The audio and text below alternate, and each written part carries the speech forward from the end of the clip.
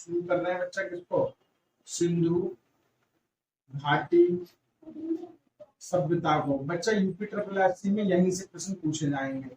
UP triple SC PAT की अगर बात करें तो सिंधु घाटी सभ्यता से सिलेबस दिया हुआ है, तो सिंधु घाटी सभ्यता को हम लोग समझने का प्रयास करेंगे, एक दो लेक्चर में हो जाएगा बेटा कंप्लीट। ठीक है, चलो साहब, सबसे पहला चीज आपको ये जानना है, 1856 ईस्वी में, 1856 ईस्वी में बेटा कराची से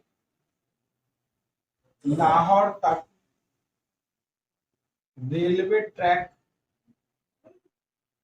बिछाई जा रही थी बच्चा। ठीक, 1856 के बाद में 1857 की क्रांति होगी, तो यहाँ पर कराची से लाहौर के बीच में क्या बिछाई जा रही थी, तक रेलवे ट्रैक बिछाई जा रही थी। इस निर्माण के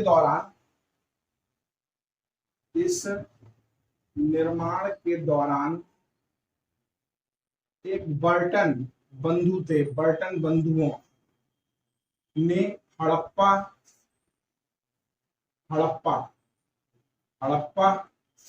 ऐसा से लिखा जाएगा, रेलवे ट्रैक हड़प्पा स्थल की जानकारी सरकार को दी।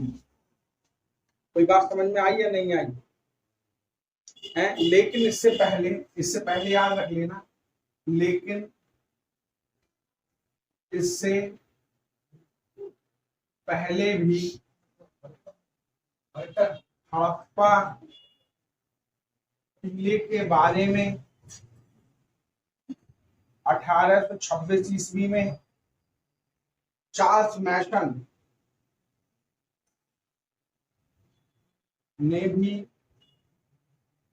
बताया था।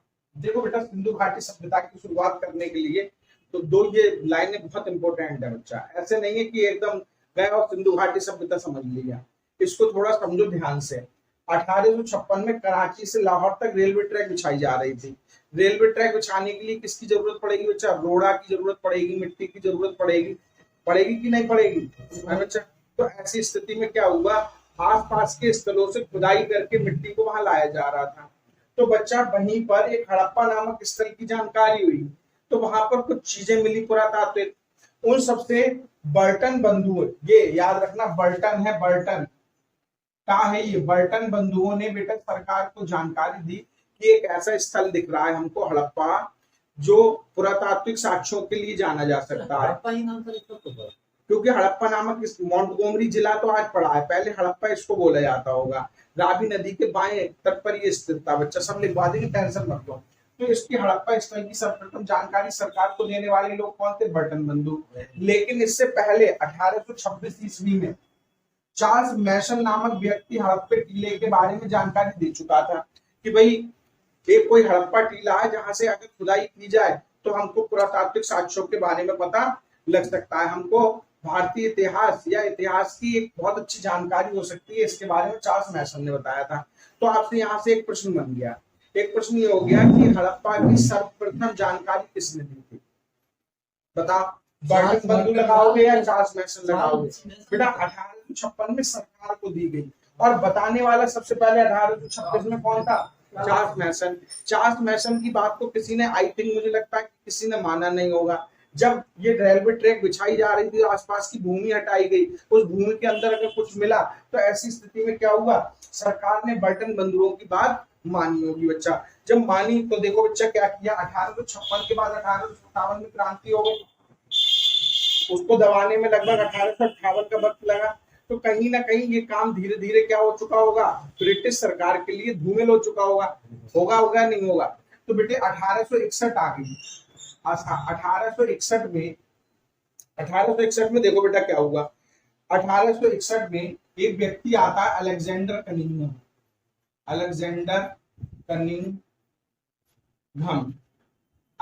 कनिंघम के नेतृत्व में एक पुरातात्विक विभाग की, एक पुरातात्विक एक पुरातात्विक विभाग की स्थापना की गई बच्चा, विभाग की स्थापना की गई। किसके लिए?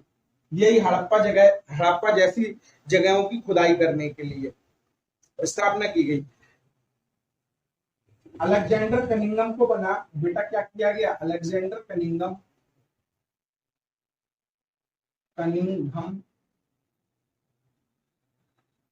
इस विभाग के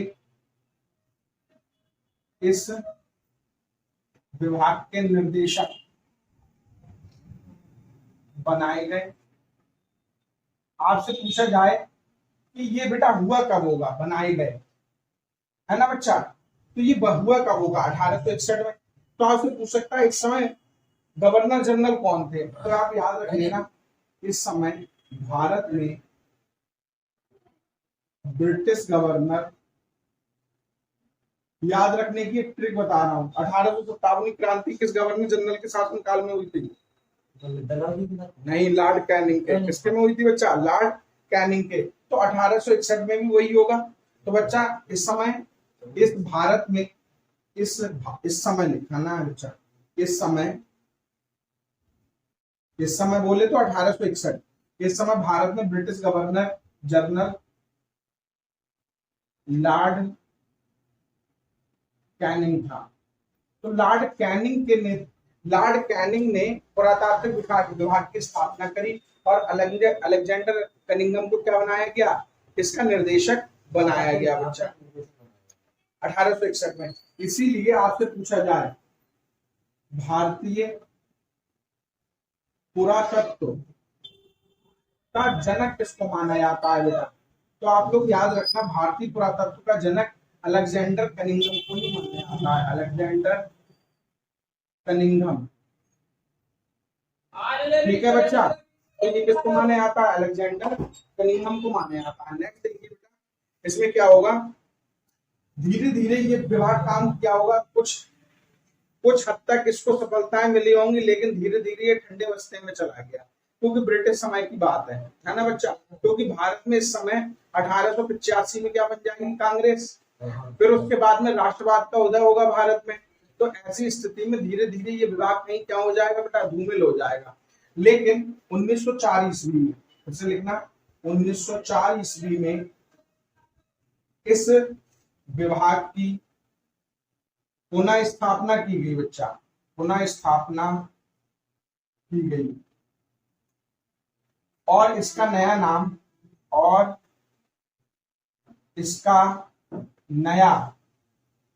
नाम भारतीय पुरातात्विक विभाग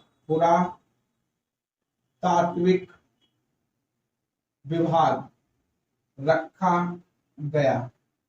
इसके निर्देशक जॉन मार्शल, किसको बेटा? जॉन मार्शल को बनाया गया। मेरी बात समझ में आ रही है? तो अब निदेशक कौन बन गया? John Marshall. 1904 का इस समय बेटा गवर्नर जनरल कौन होंगे वो भी लिख लो। इस समय भारत में ब्रिटिश, हाँ बिल्कुल सही है, British governor general Lord Curzon है बच्चा। कौन है? Lord Curzon. तुम कैसे याद रखोगे? 1904 में ही बंगाल विभाजन होगा, और बंगाल 1904 या 1905 ही बोलते हैं। तो 1904 में बंगाल विभाजन होगा, जिस बंगाल विभाजन के लिए कौन जिम्मेदार होगा? लॉर्ड कर्जन होगा। इसलिए तुम लोग लॉर्ड कैनिंग को भी याद रख सकते हो, लॉर्ड कर्जन को भी याद रख सकते हो, किसके समय में क्या हुआ बच्चा। तो यहां तक बात समझ में आई किस सबको है? फिर से एक बार देखो बेटा, क्रोनोलॉजी देख लो। मैंने बताया था इतिहास को अगर पढ़ना है, याद रखना है, तो क्रोनोलॉजी में चलना होगा। सबसे पहले 1856 में लाहौर तक एक ट्रैक बिछाई जा रही थी। बर्टन बंधु थे, हड़प्पा स्थल की जानकारी सरकार को दे दी। सरकार से कहा कि एक भाई हमको क्या मिल सकता है? पुरातात्विक स्थल मिल सकता है। ऐसी स्थिति में देखा गया कि इस हड़प्पे टीले के बारे में 1856 में चार्ल्स मैसन ने भी बताया है। फिर 1861 में, क्योंकि 1857 में क्या हो गई? क्रांति बच्चा। 1861 में एक पुरातात्विक विभाग की स्थापना की गई। निदेशक बने अलेक्जेंडर कनिंघम। इस समय भारत के ब्रिटिश गवर्नर जनरल कौन थे? Lord Canning. धीरे धीरे किसमें चला गया? ठंडे बस्ते में। भारतीय पुरातत्व का जनक अलेक्जेंडर कनिंघम को कहा जाता है। कई बार प्रश्न पूछा गया है बच्चा। फिर क्या हुआ? 1904 में इस विभाग की पुनः स्थापना हुई। इसका नया नाम रखा गया भारतीय पुरातात्विक विभाग और इसके निदेशक बनाए गए जॉन मार्शल। अब देखो बेटे, इन्हीं के नेतृत्व में कुछ काम होंगे, इनको हम लोग समझते हैं। ठीक, तो बच्चा देखिए जरा नए काम क्या हो रहे हैं।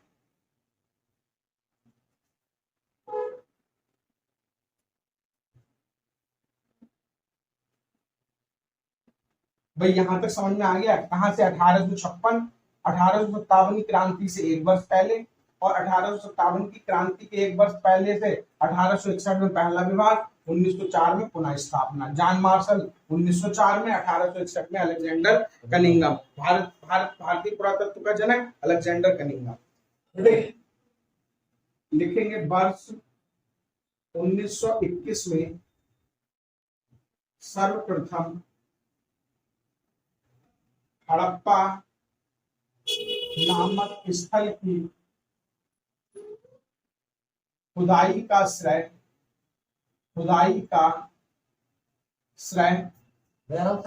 बिल्कुल सही, दयाराम राय बहादुर साहनी को जाता है बेटा।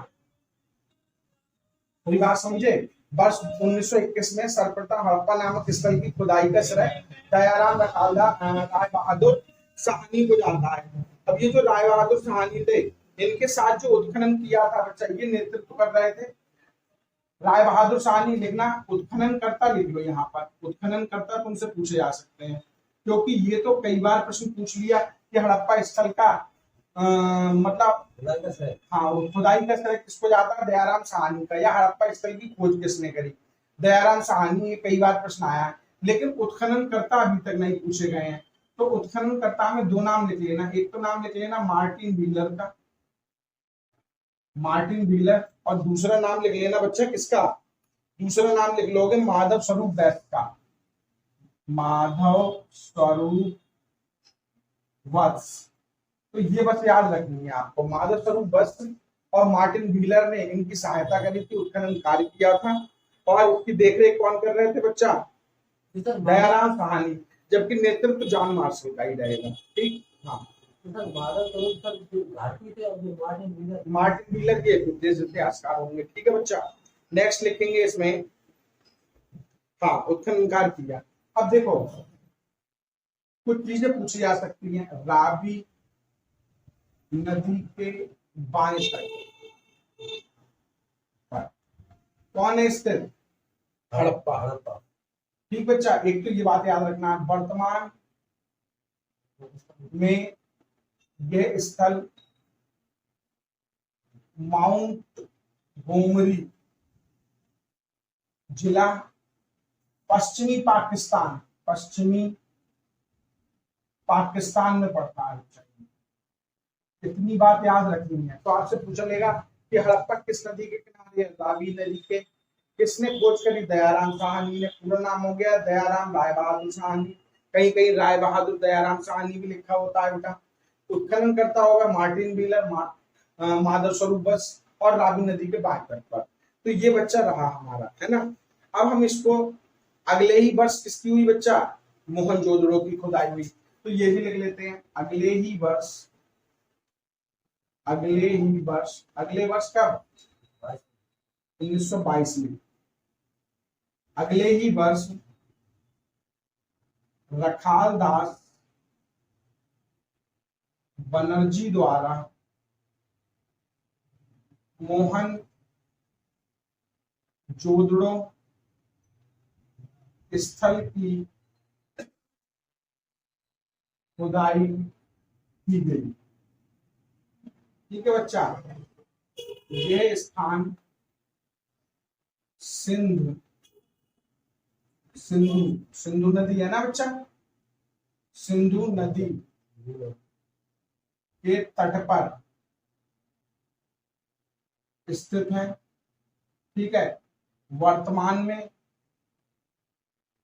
लड़काना जिला में पड़ता है बच्चा। लड़काना जिला पाकिस्तान में पड़ता है बच्चा। ये मैंने आपको दो महत्वपूर्ण स्थल की खुदाई बता दी कि भाई कब से कब क्या हुआ। इसके बाद लगभग 600 से ज्यादा है, ये लिख लेना बच्चा। वर्तमान में 600 से अधिक लड़काना जिला, लड़काना 600 से अधिक स्थलों की खुदाई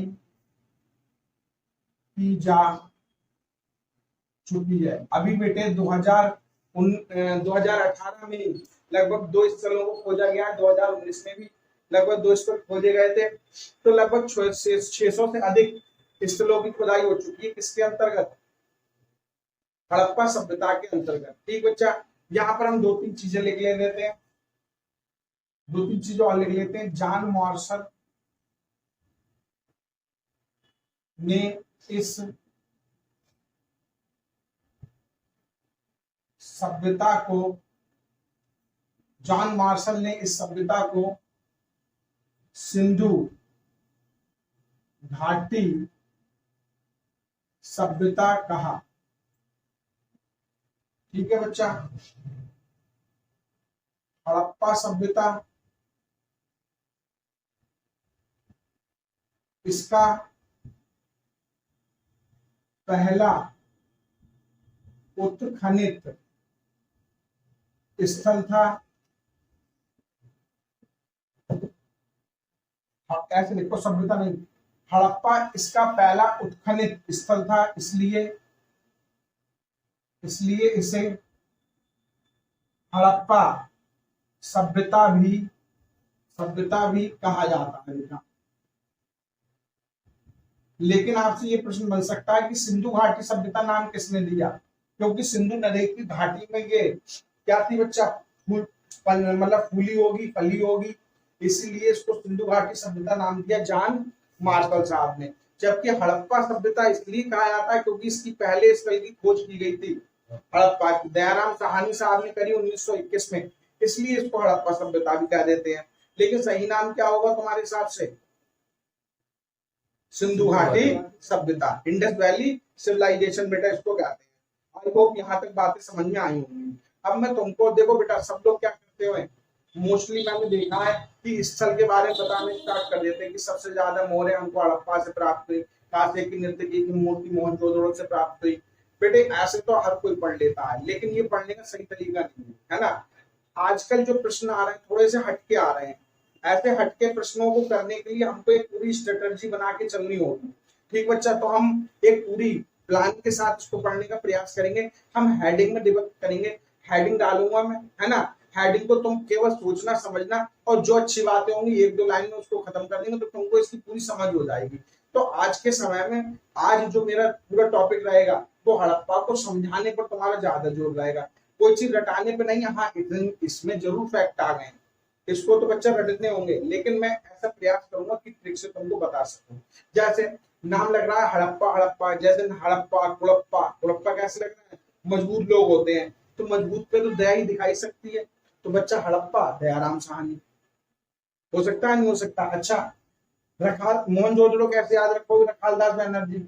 मोहनजोदड़ो को बेटे सब लोग जानते हैं, मृतकों का टीला कहा जाता है। मृतकों के टीले में भाई, मृतकों का टीला क्या हो सकता है? राख हो सकती है वहां, तो क्या हो गया? रखालदास बनर्जी।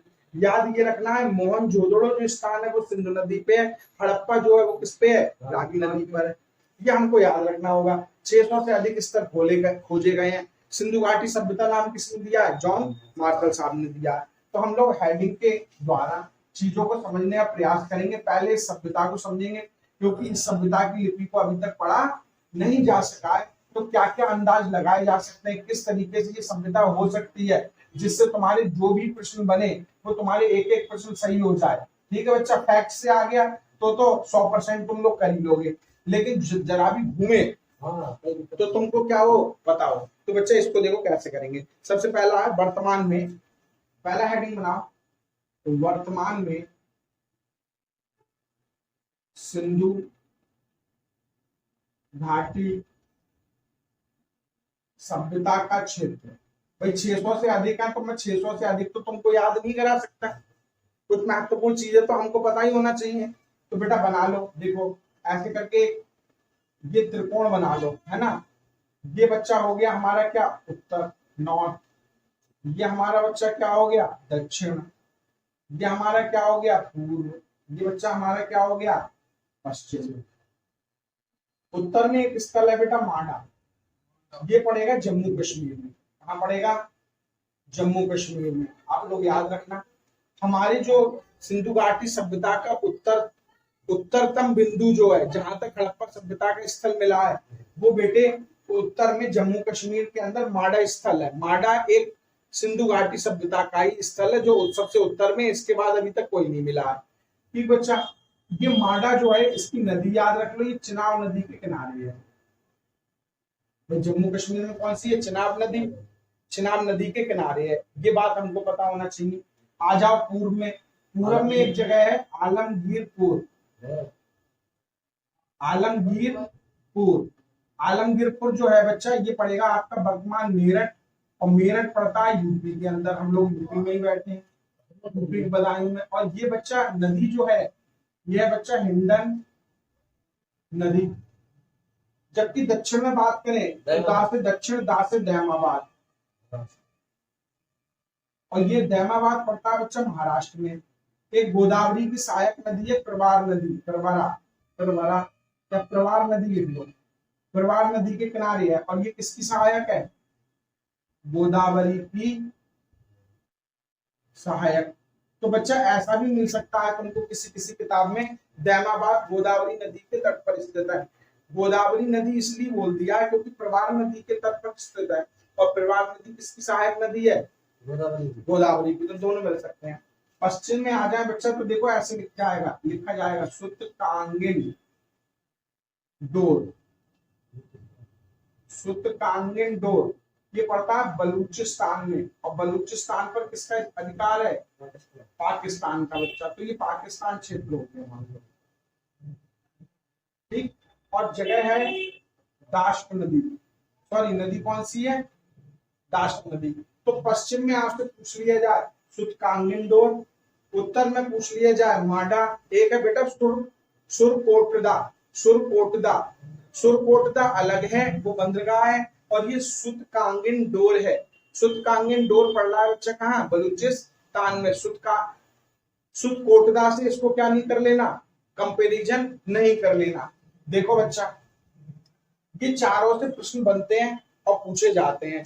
आपको ये चार तो याद रखने ही रखने हैं। अब मैं छोटे छोटे फैक्ट यहाँ से बता रहा हूँ कि भाई ये जो पूरा का पूरा क्षेत्र है, इसकी कितना क्षेत्रफल है, तो कुल क्षेत्रफल कितना है सिंधु घाटी सभ्यता का। तो बच्चा याद रखना 12,99,600 वर्ग किलोमीटर। कितना क्षेत्रफल है बेटा, 12,99,600 वर्ग किलोमीटर है बच्चा। नेक्स्ट है, किस युग की ये सभ्यता है, किस युग की सभ्यता है। ये प्रश्न भी कई बार प्रश्न पूछा गया है, किस युग की सभ्यता है। तो आप सब लोग जानते हैं, उसको बोलते हैं कांस्य युगीन सभ्यता। ऐसे याद रख सकते हो, सबसे पहले ताम्रपाषाण काल हुआ, ताम्रपाषाण काल के बाद में आया। ताम्रपाषाण काल स्थलों में ही खोजे गए किसके स्थल, सिंधु घाटी सभ्यता के स्थल खोजे गए।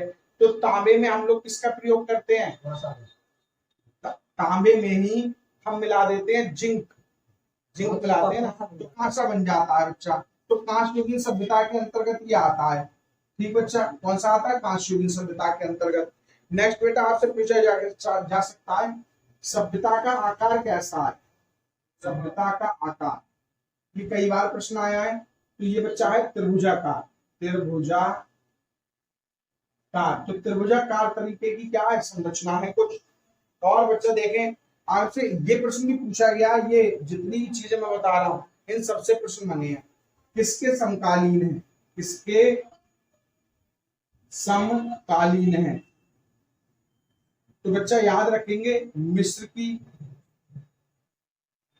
मेसोपोटामिया की, मेसोपोटामिया, और एक और सभ्यता कही जाती है इसको भी याद रख लेते हैं, कीट सभ्यता। कीट सभ्यता, तो इन सभ्यताओं की ये क्या है बच्चा, समकालीन है। तो आपसे पूछ लिया जाए मेसोपोटामिया सभ्यता, ये किस युग की होगी, ये भी बेटे कांस्य युग की होगी। कीट सभ्यता भी किस युग की होगी, कांस्य युगीन युग की होगी। तो आप लोगों को याद करना है कि किसके समकालीन है, मिस्र के मेसोपोटामिया सभ्यता और कीट सभ्यता के। ये कीट सभ्यता आप लोग ऐसे समझो अरब के आसपास के क्षेत्र की है ये कीट सभ्यता बच्चा। ठीक, तो कीट सभ्यता के आसपास का जो कीट सभ्यता है वो सिंधुकालीन के समकक्ष है। नेक्स्ट है बेटा, इसको हटा दें। तो ये क्षेत्रों की बात हो गई, बाकी कुछ शहर हैं, कुछ छोटे शहर हैं, हम हर एक शहर के बारे में डिस्कशन करेंगे एक बार। ये कल टॉपिक होगा कि जितने शहर में से जो जो चीज मिली, किसने उत्खनन किया, उन सब पे हम डिस्कशन करेंगे। फिलहाल ये चीजें आपको याद रखनी है। ठीक बच्चा, नेक्स्ट देखिए। नेक्स्ट हमारा बहुत अच्छा प्रश्न रहेगा, सॉरी प्रश्न नहीं, नेक्स्ट हमारा हेडिंग है, बहुत ही बढ़िया हेडिंग है, मैं बता रहा हूँ अभी, एक सेकंड इसको जरा साफ कर लें और फिर दोबारा से देखना प्रारंभ करते हैं। भाई सारी चीज समझ में आ रही नहीं आ रही है, चलो सब आ रही है तो फिर हम लोग आगे बढ़ेंगे। देखो बच्चा, सबसे पहला इसमें पहला हेडिंग क्षेत्र से हो गया। दूसरा हेडिंग लगाना बच्चा, सिंधु सभ्यता के निर्माता। ऐसा प्रश्न क्या नहीं बन सकता कि भाई सिंधु सभ्यता के निर्माता कौन है, भाई हाँ बन सकता है। कुछ इतिहासकार इसके बारे में बताते हैं, वही लिखते हैं बच्चा, सिंधु घाटी सभ्यता के बारे में लिखना। कुछ इतिहासकार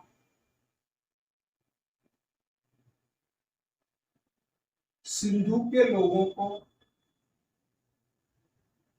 सिंधु के लोगों को, सिंधु के लोगों को सुमेरियन सभ्यता का मानते हैं, सभ्यता का मानते हैं। सुमेरियन सभ्यता ईरान की है बेटा, आप सब पूछो ये कहाँ की है, ये ईरान की सभ्यता है, सुमेरियन और ईरान। तो ऐसे करके याद रख लो, ना और ना, सुमेरियन और ईरान की सभ्यता, ये सुमेरियन लोग हो गए। लेकिन एक डॉक्टर गुहा साहब है, भारतीय इतिहासकार है डॉक्टर गुहा, ठीक है, बहुत ही प्रसिद्ध इतिहासकार है डॉक्टर गुहा। इन्होंने कहा ये जो सिंधु के लोग हैं ये आग्नेय जनजाति होती है, पुरानी जो जनजातियां हैं, तो अल्पाइन आग्नेय चट्टाने ना समझ लेना, ये जनजातियों की बात कर रहा है, आग्नेय अल्पाइन व मंगोल जाति, व मंगोल जाति के माना, ठीक है बच्चा, मंगोल जाति के लोग माना है। अब ऐसा बच्चा कहीं फैक्ट नहीं है कि किस जाति से हो सकते हैं संदर्भित या किस समूह से संदर्भित हो सकते हैं। तो बेटे इसके बारे में तो नोट एक डाल लेंगे, नोट डाल देंगे, ये नोट निर्माताओं के बारे में सब कुछ कह देगा। कुछ भी निश्चित नहीं कहा जा सकता, भाई बात सही है या गलत है, क्योंकि अलग अलग इतिहासकारों के अलग अलग क्या है बेटा मत हैं। जो हमारे लिए क्या मिली, जो हमको इसकी लिपि मिली, तो उस लिपि को अभी तक पढ़ तो पाई नहीं है हम लोग। तो ऐसी स्थिति में क्या हो गया, ऐसी स्थिति में ये बता पाना बहुत ही मुश्किल है बेटा कि ये किस जाति, किस सभ्यता, किस समूह के होंगे। लेकिन याद रखना भाई, अगर आपसे पूछा जाए बहुत से इतिहासकार हड़प्पा सभ्यता को किस समूह का मानते हैं, तो सुमेरियन सभ्यता का, सुमेरियन लोग मानते हैं। और डॉक्टर गुहा के बारे में डायरेक्ट देके पूछ ले तो आग्नेय, अल्पाइन और मंगोल जाति के मान लेंगे बेटे। नेक्स्ट बहुत ही अच्छा है हेडिंग हमारा, सभ्यता का काल क्या होगा। यहां से कई बार प्रश्न बना है, सभ्यता का काल बताइए बच्चा।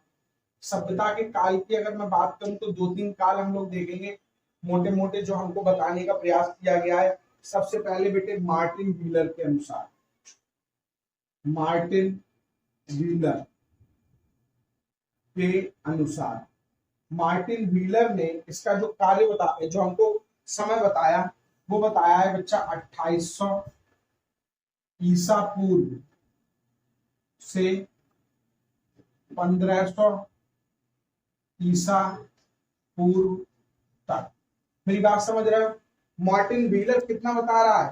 2800 ईसा पूर्व से 1500 ईसा पूर्व बता रहा है बच्चा। एक और इतिहासकार है बीए स्मिथ। बीए स्मिथ, ये बीए स्मिथ वही बीए स्मिथ है बेटा जिन्होंने समुद्रगुप्त को भारत का नेपोलियन कहा।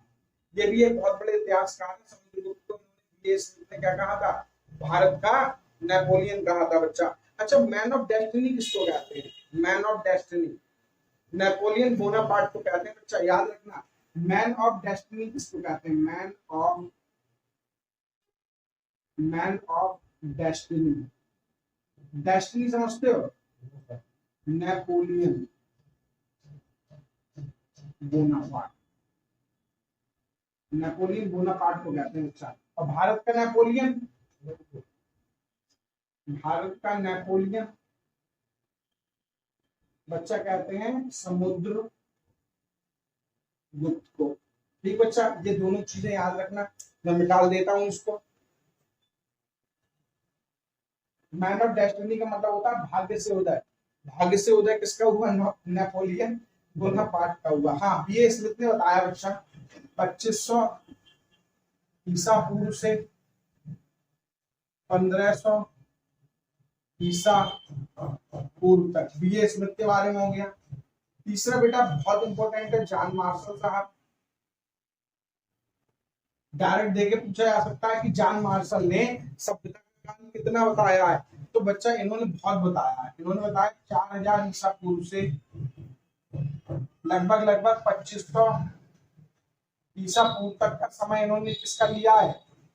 सभ्यता का काल बताया है कि 4000 ईसा पूर्व से लेके 2500 ईसा पूर्व तक सिंधु सभ्यता रही होगी। लेकिन सबसे इंपॉर्टेंट जो आपको याद ही रखनी पड़ेगी ये है कार्बन डेटिंग के अनुसार। कार्बन डेटिंग C14 ऐसे लिखा है, C14 मेथड। ठीक है बच्चा, ये जीवाश्मों का आयु बताती है। आपसे पूछा जाए C14 मेथड क्या करती है बच्चा? जीवाश्मों की आयु पता लगाने के लिए, आयु ज्ञात करने के लिए C14 मेथड का क्या किया जाता है बच्चा? प्रयोग किया जाता है। और इसमें लगा लेना बेटा 2350 ईसा पूर्व से 1750 ईसा पूर्व तक। सबसे इंपॉर्टेंट यही है बच्चा, महत्वपूर्ण यही है, 2350 ईसा पूर्व से 1750 ईसा पूर्व। लेकिन कोई कोई किताब बेटा 2300 भी लिखती है, तो आप लोग याद रख लेना। अगर हमको ऑप्शन में 2350 नहीं मिलता है तो हम लोग किसको ले लेंगे? 2300 से 1750 ले लेंगे। भाई बात समझ में आई या नहीं आई? जल्दी जल्दी बताइए। यहाँ तक सारी चीजें क्लियर है? जब क्लियर है तो भाई आगे बढ़ जाए है बच्चा।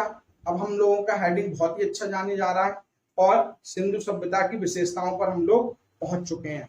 हटा दें इसको। तो ये सारे के सारे फैक्ट थे। मैंने बेटा देखो साथ ही साथ में तुमको जो भी याद करने की अच्छी अच्छी बातें हो सकती हैं वो मैंने बताई हैं, तो इसको आप याद रखें। ठीक, आगे देखो बच्चा, आगे देखेंगे। सब खट खट सुबह सुबह होती है बच्चा, सब केला वेला सब सोई सोई। देखिए बच्चा, हमारे आज के अब हम लोग दूसरे टॉपिक, मतलब दूसरा टॉपिक नहीं, इसी टॉपिक के दूसरे खंड पे चल रहे हैं बच्चा। एक खंड तो हमारा समाप्त होता है। हम 3 पार्ट में पढ़ना चाह रहे थे इसको। एक पार्ट हमने कंप्लीट कर लिया सिंधु घाटी सभ्यता का, कि भाई शुरुआत कहाँ से हुई, कौन इसके निर्माता माने जाए, क्या काल माना जाए, कैसे कैसे ये सभ्यता का उदय हुआ, भाई उत्तर पूरब पश्चिम दक्षिण में कौन कौन से स्थल है, कितना क्षेत्रफल है, ये सब चीजें जर्नल है, हर बच्चे को पता होती है। भाई जो एक कंपटीशन की तैयारी करेगा वो ये चीजें जानेगा कि नहीं जानेगा? तो भाई बिल्कुल जानना चाहिए। लेकिन अब जो मैं बात कर रहा हूँ ये बच्चा कुछ लोग जानते हैं, इनके बारे में हम लोग सब अच्छी अच्छी बातें पढ़ेंगे। ये बिल्कुल नया है, नई चीज है तुम लोगों के लिए। ठीक है बच्चा, तो इसको समझते रहेंगे और जानने का प्रयास करेंगे। पहला हेडिंग है बच्चा सिंधु घाटी सभ्यता की विशेषताएं। भाई क्या क्या विशेषताएं हैं, यहां से एक प्रश्न जरूर बनता है। अगर वहां से नहीं बना प्रश्न, कहां से बनेगा बेटा, यहां से। अगर यहां से भी नहीं बना प्रश्न तो बनेगा डायरेक्ट स्थलों से, कि भाई आपसे पूछ लिया घोड़े के अस्थियों के अवशेष कहां से प्राप्त हुए, सुरपोतदा से। कांसे की नर्तकी की मूर्ति कहां से प्राप्त हुई है, मोहनजोदड़ो से। इस तरीके के जो शॉर्ट प्रश्न होते हैं इनको भी रटाने का प्रयास करेंगे, रटाने का सुंदर सा समझाने का प्रयास करेंगे। तो हम सबसे पहले अच्छी अच्छी बातें समझते हैं। इसमें सबसे पहला बेटा हेडिंग है हमारा, सबसे पहला हेडिंग है नगर नियोजन। अगर पहली विशेषता की बात करी जाए तो आप सब लोग जानते हैं ये एक शहरी सभ्यता है। तो शहरी सभ्यता बनने के लिए, नहीं बेटा समझो इस बात को, शहरी सभ्यता बनने के लिए नगर का नियोजन होना तो बहुत जरूरी है। तो इस सभ्यता की पहली विशेषता इसका नगर नियोजन है। इस नगर नियोजन में नगर को इस तरीके से बसाया गया कि सारी चीजें हैं। वहां पर आपको दुर्ग भी मिलेंगे, दुर्ग मतलब जहां पर राजा वगैरह लोग रहते होंगे। वहां पर आपको ऐसे लोग भी मिलेंगे जो मध्यम व्यापारी किस्म के लोग रहते होंगे, और वहां पर आपको ऐसे लोग भी मिलेंगे जो मजदूर वर्ग के लोग होंगे बच्चा।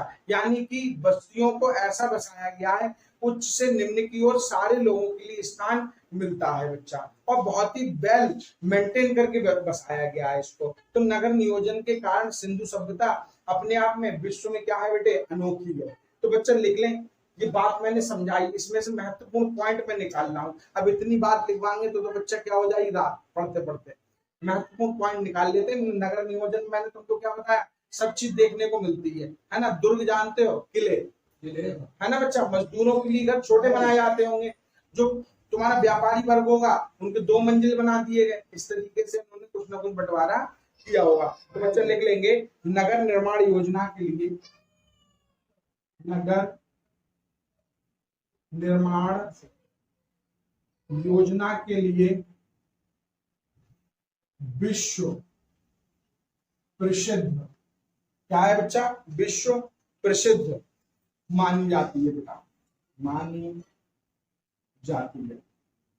फिर हम लोग इसमें एक पॉइंट बना सकते हैं, क्या ये बना सकते हैं, इस सभ्यता को नगरीय सभ्यता भी कहते हैं, नगरीय सभ्यता भी कहते हैं। कई बार प्रश्न पूछा गया सिंधु घाटी सभ्यता कहती है बेटा, नगरीय सभ्यता है।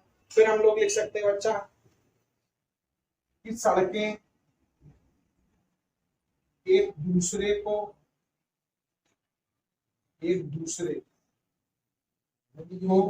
समकोण, बिल्कुल ठीक बच्चा, समकोण मतलब 90 डिग्री पर काटती थी। भाई ये बात ध्यान रखना कि ऐसा नियोजन, सड़कें ऐसी बनाई गई कि सड़कें एक दूसरे को किस पे काट रही है बच्चा, 90 डिग्री पे काट रही है। तो पहला पॉइंट हो गया। दूसरा बच्चा हमारा होगा नियोजित नगर। यहाँ पर क्या किए गए, नियोजित नगर बसाए गए। इन नगरों में देखो बेटा क्या क्या खासियत मिलेगी आपको। आपको मिलेगा बच्चा क्या, दुर्गीकृत नगर, दुर्गीकृत नगर, दुर्गीकृत नगर मतलब जहां पर उच्च कुल के लोग रहते होंगे बच्चा। निचली बस्तियां मिलेंगी बेटा, निचली बस्तियां,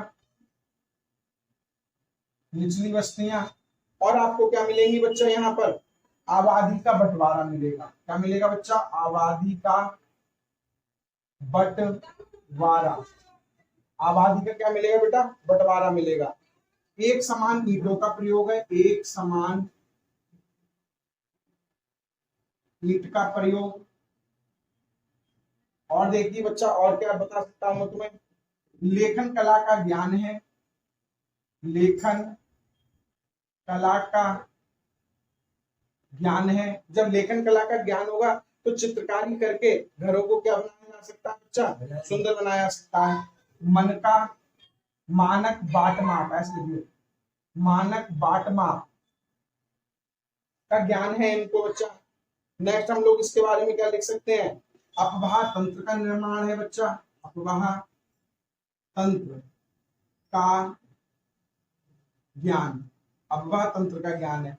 तो इन सब चीजों के कारण इसको क्या बोल सकते हैं, नियोजित नगर की परिभाषा दी जा सकती है बेटा इसको, कि यहाँ पर ध्रुवीकृत नगर बसाए गए, निचली बस्तियां बसाई गई हैं, आबादी का बंटवारा किया गया है, एक समान नीति का प्रयोग किया गया है, लेखन कला का ज्ञान है, मानक बाट माप है, अपवाह होता है बच्चा, अपतंत्र नहीं, अपवाह तंत्र समझ रहे हो बेटा,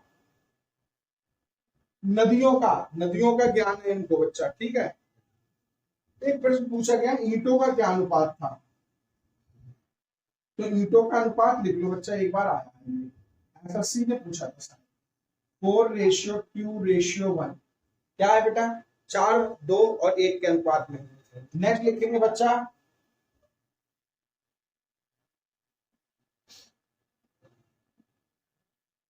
ये जो सारी चीजें हैं है ना, तो यहां पर लिख लेना बेटा, सर्वप्रथम ये सभी चीजें सिंधु सभ्यता में ही देखने को मिली बेटा, देखने को मिली। ऐसी सभ्यता विश्व में कहीं नहीं निकली जहां इतना भयंकर तरीके का मानव को क्या हो बेटा, ज्ञान हो। जो वर्तमान में आज हम ज्ञान रखते हैं वो आज से हजारों लाखों साल पहले बेटे कहाँ, नियोजित नगर के रूप में सिंधु घाटी सभ्यता के लोग उसका उपयोग कर चुके थे। नेक्स्ट बेटा नंबर 3 लिखेंगे, भवन निर्माण। भवन निर्माण के लिए भी ये सभ्यता को जाने आता है। अब आप कहेंगे सर भवन निर्माण के संदर्भ क्या है, ठीक, सबसे पहली बात तो याद रखना, भवनों का निर्माण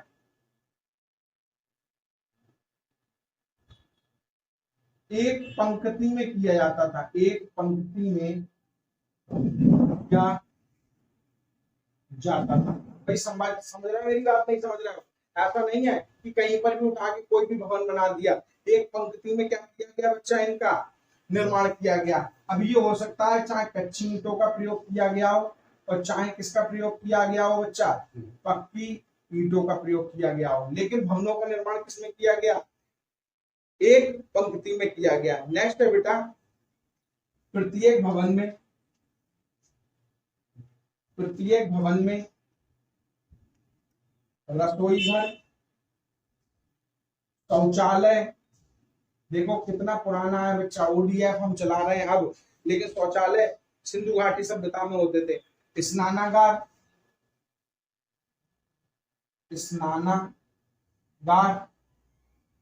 आंगन, ठीक है बच्चा, रसोई घर, शौचालय, स्नानागार, आंगन की व्यवस्था होती थी, की व्यवस्था होती थी। बच्चा देख रहे कितना वेल मेंटेन बनाते थे। अब देखो, अब आप कहो सर कमरे तो लिखवा ही नहीं, अरे यार जब ये सब किए तो कमरे की तो व्यवस्था होगी ही होगी, है ना, पक्का होगी। तो मेन चीज नहीं लिखवाई, बाकी सब चीजें मैंने तुमको लिखवा दी हैं। बस ये पॉइंट याद रखने का है, लिखना बच्चा, भवनों के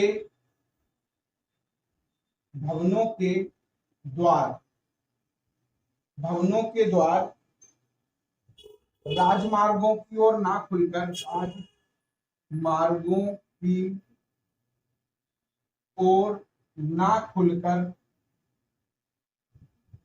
राजमार्गों की ओर ना खुलकर गली में पीछे की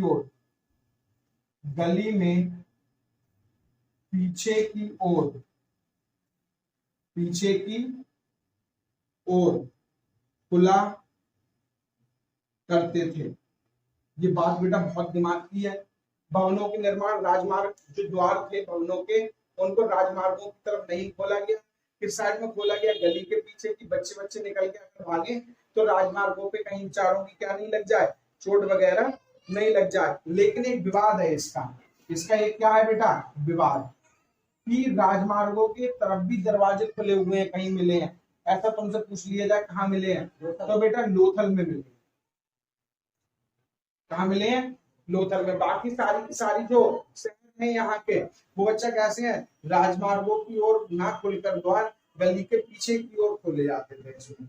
तो ये बेटा हमको क्या रखनी है, ध्यान रखने वाली बात होगी। नेक्स्ट देखिए, तो अभी तो सर समय सर राजमार्ग है, वर्तमान समय में राजमार्गों में खोल दिए, लेकिन पुरानी देखी कितनी अच्छी सोच थी। मैंने क्या बताया, हमको हमको ये नहीं देखना है कि आज के समय में क्या है, आज के समय में क्या नहीं है ना बच्चा। हमको तो ये देखना है कि भाई इतनी पुरानी सभ्यता होने के बावजूद हमको क्या क्या चीजें अच्छी मिल रही है यहाँ। हाँ बिल्कुल है, तभी तो बताया है यार, मेरे बिल्डिंगें जो खुदी हुई निकली खुदाई में, उन्हीं के हिसाब से तो अंदाजा लगाया गया है। नेक्स्ट देखना बच्चा है, हाँ बनी बनाई, और क्या यार, एक बार बताओ, ये पूरा का पूरा शहर नष्ट हो जाए, ये बिल्डिंग है, ये तो नीचे बनी हुई निकलेगी नहीं निकलेगी, खुदाई होगी तो समझ में आया थोड़ी सी। चलो साहब आगे देखिए, अन्ना गार, बच्चा हमको क्या मिला यहाँ से, अन्नागार भी मिला। अब आपसे पूछा जाता है कि भाई अन्नागार कहाँ का है, ठीक है बच्चा, तो आप याद रखना मोहनजोदड़ो से लिखना, मोहन जोदड़ो स्थल से, मोहनजोदड़ो स्थल से विशाल अन्नागार के विशाल अन्नागार के साक्ष्य मिले हैं बेटा, के साक्ष्य मिले हैं। अब ये विशाल अन्नागार क्या करता होगा बच्चा, तो जाहिर सी बात है हम लोग ये कह सकते हैं, हाँ बिल्कुल ठीक, अन्न को सुरक्षित करने के लिए, अन्न को सुरक्षित रखने के लिए प्रयोग, अन्न को सुरक्षित रखने के लिए क्या किया जाता होगा बेटा, प्रयोग किया जाता होगा। बाकी क्यों होगा, शहरी आबादी के भरण पोषण के लिए, शहरी आबादी के भरण पोषण के लिए। अब आप लोग जिन्हें पूछो सर ऐसा क्यों लिखा, अरे भाई किसान वाले लोग तो अपने पास ही रख लेते होंगे, किसान जो लोग होंगे उस समय के किसान लोग अपना जो अतिरिक्त होगा वो बेच देते होंगे, वो अन्नागार में रखा जाता होगा, बाद में उसका क्या किया जाता होगा बेटा, प्रयोग किया जाता होगा। वर्तमान में गोदाम है, हाँ बिल्कुल सही, बिल्कुल वर्तमान में गोदाम है, पुराने समय में अन्नागार है, ठीक है। तो बच्चा अन्नागार की कहानी समझ में आई। नेक्स्ट है बेटा सामाजिक दशा, पांचवा लिखेंगे सामाजिक दशा। अगर सामाजिक दशा की बात करें बच्चा हम, तो सिंधु कालीन, देखो बेटा ये बात तो याद ही रखना, लिखना सिंधु कालीन समाज, सिंधु कालीन समाज उच्च समतावादी था, उच्च समतावादी था, समतावादी समझ रहे हो, सभी को समान समझने वाला था।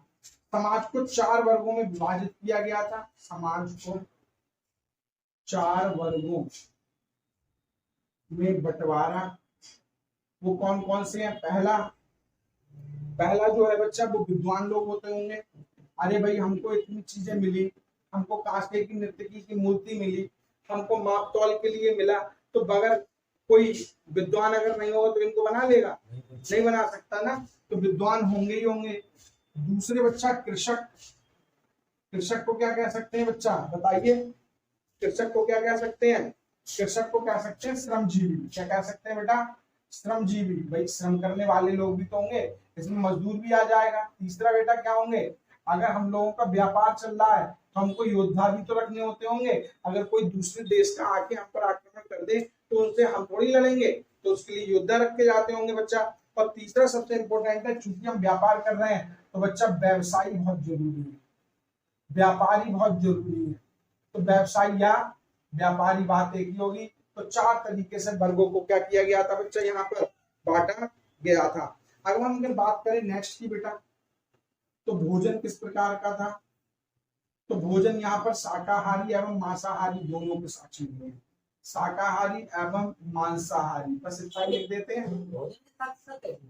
अरे भाई देखो ऐसा होता है, जिन बर्तनों में खाते होंगे बर्तन मिले, उन बर्तनों को क्या किया गया, मतलब रसायनों के द्वारा प्रयोग किया और चेकिंग करी, तो चेकिंग में ये पता चला कि भाई इसमें शाकाहार के साक्ष्य हैं। पुराने समय में भाई पता किया इन पात्रों में तो क्या रखा गया, मांस रखा गया है, तो मांसाहार हो गए, तो शाकाहारी और मांसाहारी दोनों प्रकार के लोग पाए जाते थे। नेक्स्ट है बेटा आभूषण, आभूषण से प्रश्न पूछा गया है, आपसे प्रश्न पूछा गया कि यहाँ के सिंधु घाटी के लोग महिला पुरुष या महिला पुरुष दोनों कौन लोग आभूषणों का प्रयोग करते थे, तो दोनों करते थे बच्चा, ये आपको याद रखना है। स्त्री व पुरुष, स्त्री एवं पुरुष दोनों प्रयोग करते थे। ये बेटे प्रश्न आ चुका है, आप ध्यान रखेंगे। अब आभूषण बने किस किस के होते थे, तो बच्चा स्वर्ण के, चांदी के, सीप के, सीप समझते हो जिससे मोती निकलती है, सीप वगैरह, कीमती पत्थर के बने होते थे, कीमती पत्थर, एक लाजवर्द बेटा ये यहाँ पे याद रखना, आपसे पूछा है लाजवर्द पत्थर का प्रयोग कहाँ हुआ है, तो बेटा याद रखना सिंधु घाटी सभ्यता में। लाजवर्द, लैपे जलाजुल बोलते हैं इसको, लैपे जलाजुल पत्थर, लाजवर्द पत्थर, लैपे जलाजुल पत्थर का प्रयोग कहाँ हुआ है, लैपे जलाजुल पत्थर का प्रयोग कहाँ हुआ है बच्चा, है सिंधु घाटी सभ्यता में हुआ था। यहाँ के चीजें बनाई जाती थी लैपे जलाजुल पत्थर से, और ये ईरान अफगानिस्तान से मंगाया जाता था। भारत में इंपोर्ट कहाँ से होता था, ये बच्चा होता था ईरान और अफगानिस्तान से, अफगानिस्तान से। और इसी के लिए बेटा क्या है, स्तुत कोटदा जो मैं बोल रहा था वो फेमस है बच्चा, ठीक है। लोथल इसी के लिए लोथल तक लाया जाता था, क्योंकि हमारे सिंधु घाटी सभ्यता का लोथल क्या था बच्चा, बंदरगाह सिटी है, ठीक। 3 है बंदरगाह सिटी, तीनों लिखवा देंगे। लैपे जलालुल पत्थर की कहानी समझ में आ गई, कीमती पत्थर समझ में आ गया बच्चा। नेक्स्ट है हाथी दांत, हाथी दांत से भी बनाए जा सकते हैं, हाथी दांत। और बच्चा लिख सकते हैं हम लोग किसका, तांबे का, एवं तांबे से क्या बनाए जाते थे बच्चा, आभूषण बनाए जाते थे। भाई बात सही है या गलत है, बात सही है ना। बस यहाँ पर बात याद ये रखने की, ये कई बार प्रश्न आया है, नोट कर लो, नोट कर लो, लिखना बच्चा, सिंधु सभ्यता के लोग लोहे से परिचित नहीं थे। सिंधु सभ्यता के लोग किससे परिचित नहीं थे बेटा, लोहे से। तो बेटा प्रश्न ऐसा आता है, सिंधु घाटी के लोग इनमें से किसकी जानकारी नहीं रखते थे, कांसा, तांबा, सोना, लोहा, लोहा का नहीं रखते थे। कांस्य भी तो सभ्यता ही है, लोग कांसा लगा देते हैं, बेटा ऐसा नहीं होगा। लोहे की प्राप्ति अतरंगी खेड़ा से होगी, कब, जब हम लोग क्या होंगे, सिंधु सभ्यता के भी किसमें आएंगे ना, वैदिक सभ्यता के उत्तर वैदिक में जब आएंगे। उत्तर वैदिक काल को लौहयुगीन सभ्यता कहा जाता है बेटा, याद रखना। किसको कहा जाता है, उत्तर वैदिक कालीन को लौहयुगीन सभ्यता कहा जाता है, वैदिक काल को भी कहते हैं लौहयुगीन, क्योंकि वैदिक के ही उत्तर वैदिक काल में हाँ गंगा यमुना द्वाब से, कहाँ से बेटा, गंगा यमुना द्वाब से। ये चीज हमको याद रखनी है। तो लोहे का ज्ञान किसको नहीं था, सिंधु घाटी सभ्यता के लोग, कई बार पूछा गया। नेक्स्ट लिखना बेटा, मनोरंजन के साधन। भाई मैंने तुमको क्या बताया था, जो चीज मैं पढ़ा रहा हूँ ये हर कोई नहीं पढ़ाएगा। मनोरंजन के साधन क्या थे, भाई लोग कैसे अपने आप को मनोरंजन करते हो, टीवी वगैरह तो है नहीं, है ना बच्चा। तो बच्चा इसमें याद रखेंगे, शतरंज खेलते थे। यानी कि अगर आपसे पूछा जाए शतरंज का प्राचीनतम साक्ष्य कहाँ से प्राप्त हुआ है, अब आ गया समझ में, दिमाग लगा कि नहीं लगा है। नेक्स्ट बेटा, जुआ,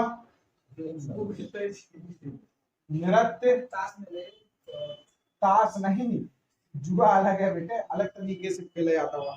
संगीत, सीटी गाड़ी आदि बच्चा कामों में क्या हो रहते थे, आदि कार्यों से मनोरंजन किया करते थे। नेक्स्ट है बेटा, मृतक संस्कार है।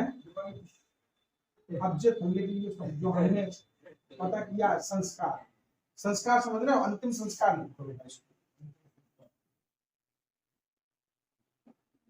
अंतिम संस्कार में तीनों तरीके के साक्ष्य मिले हैं बेटा, भी ऐसे लिख लो तुम, 2 ही तरीके होते हैं, जलाना और बच्चा दूसरा क्या, दफनाना, ठीक है बच्चा। ये दोनों तरीके के हमको क्या मिलते हैं, साक्ष्य मिलते हैं। अब लिख लो नारियों की स्थिति। नारियों की स्थिति लिखो बच्चे जरा।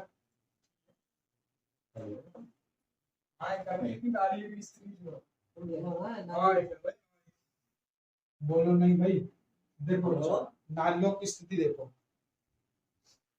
अरे यार गलत बोला हूँ, नारियों की स्त्री ना स्थिति, नारियों की स्थिति या इसी को बोल सकते हैं दशा। ठीक है बच्चा, तो इसमें हम लोग पहला पॉइंट लिख लेंगे स्त्रियों की दशा। स्त्रियों की दशा सम्मानजनक थी बेटा। कैसी थी? सम्मानजनक। तो सम्मान किया करते थे स्त्रियों का बेटा, क्योंकि बिना इनका समाज, इनका समाज सिंधु घाटी सभ्यता का, इनका समाज मात्र प्रधान समाज था। यानी कि माताओं को क्या करता था बच्चा?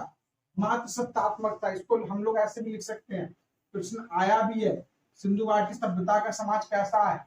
मात्र सत्तात्मक, मदर हैटिकल है बच्चा। और वर्तमान समय में कैसा समाज है भारतीयों का? बताओ जरा। पितृसत्तात्मक। लेकिन बात ये है, चलती माताओं की है। चलती बेटा किसकी है? चलती माताओं की है। ठीक, तो आज सही रखें बच्चा, बाकी हम लोग पढ़ेंगे कल। कल पढ़ते हैं इस टॉपिक को, और आज बहुत हम लोगों ने कर भी लिया।